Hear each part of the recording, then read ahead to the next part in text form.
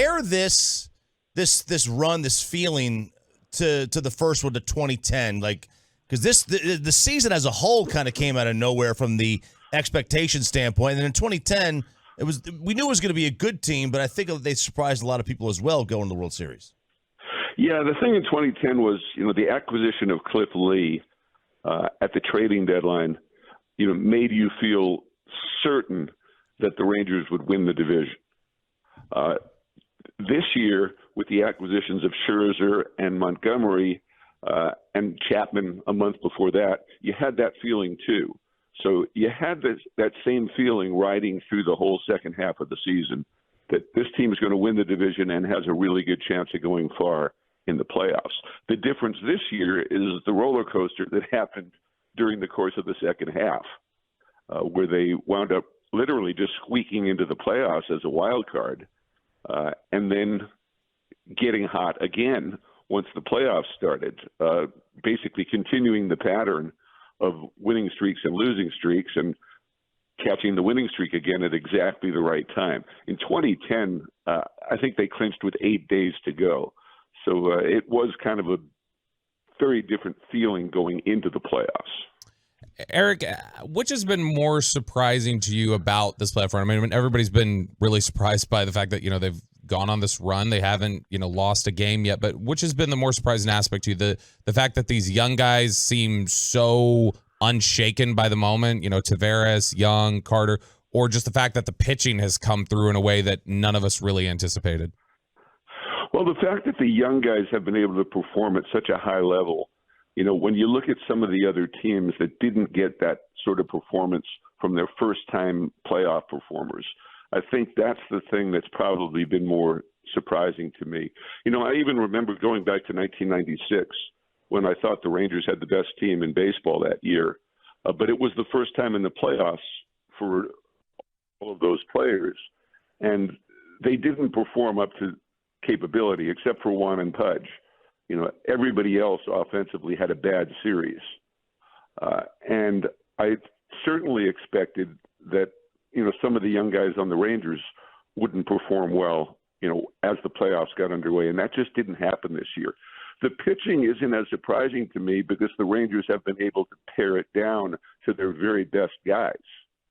And that's why I think with the emergence of Jose Leclerc late in the season, it hasn't been as big a surprise to me that the Rangers have pitched well. This well is a surprise, but I thought they would pitch well in the shorter series where they'd be able to use Montgomery and Eovaldi and, Dunning, Heaney, and just the three relievers if all went well.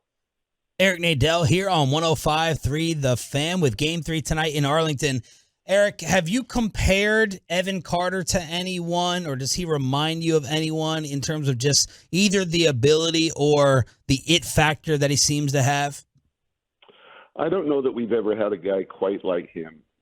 Ruben Sierra had the it factor when he first came up, but he was coming up in May, early in the season, and, he had such unbelievable tools that, he was immediately labeled the franchise by the hitting coach Tom Robson, the golden child by my partner Mark Holtz. He had been ballyhooed for such a long time, though, ever since the Rangers signed him out of Puerto Rico as like a 16-year-old. Evan Carter, it's a very different situation, where he wasn't heralded when he was drafted, surprised a lot of people by performing as well as he did in the minor leagues, and then coming up and showing the kind of maturity that he has.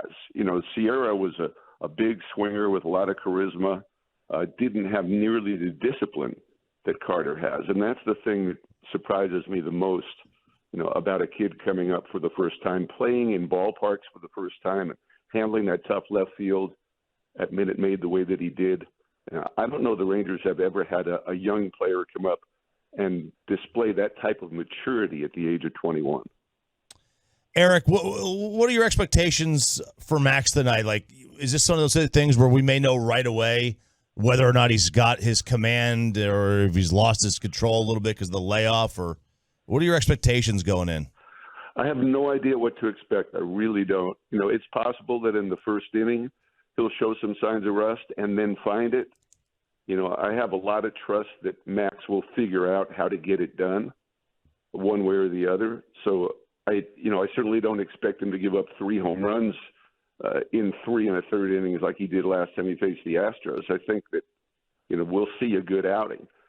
How far he can go, I don't know, but I think the difference this time, he won't be planning to go 7 innings today.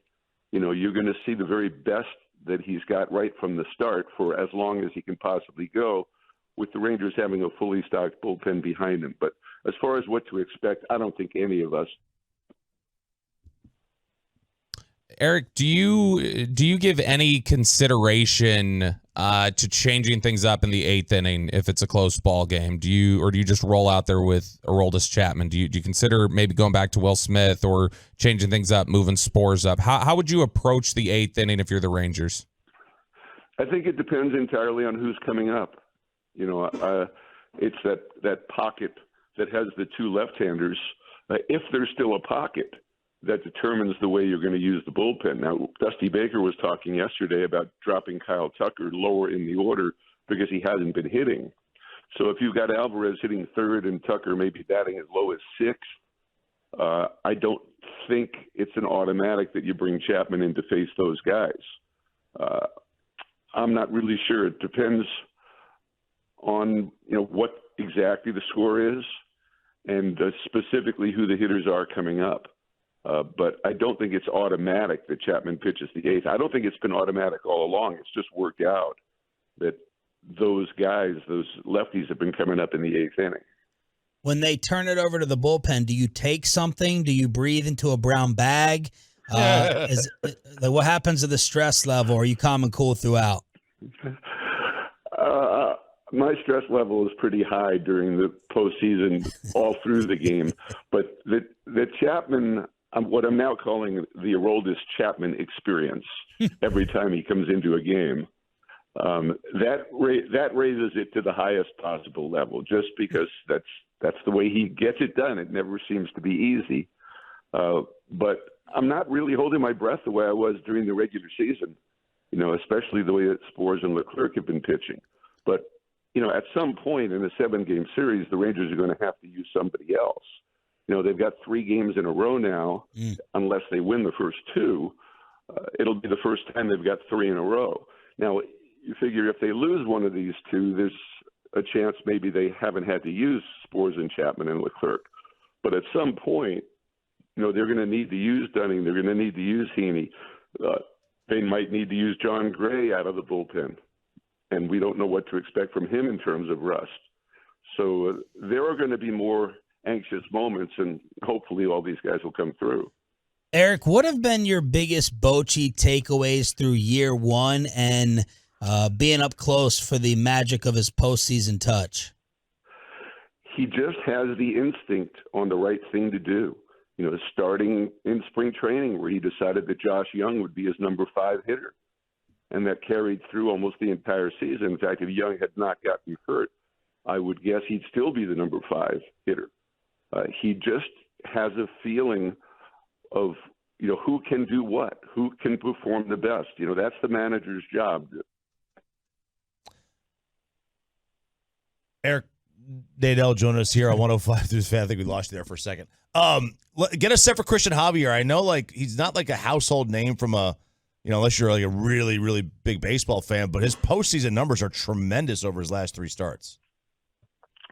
Yeah, and some guys have the ability to raise it to another level, and he definitely seems to be one of those guys. I don't know, if it's a mental thing. You would think it probably is, but this guy's a lot better than people give him credit for. Now, you're a huge music guy. Have you gone head first into the Creed craze that will continue tonight? I love the fact that the players are into it and that the fans have gotten into it. That in itself is fantastic. I don't have to be the biggest Creed fan in the world to appreciate what's going on. I have listened to a lot more Creed over the course of the last week or so than I have before.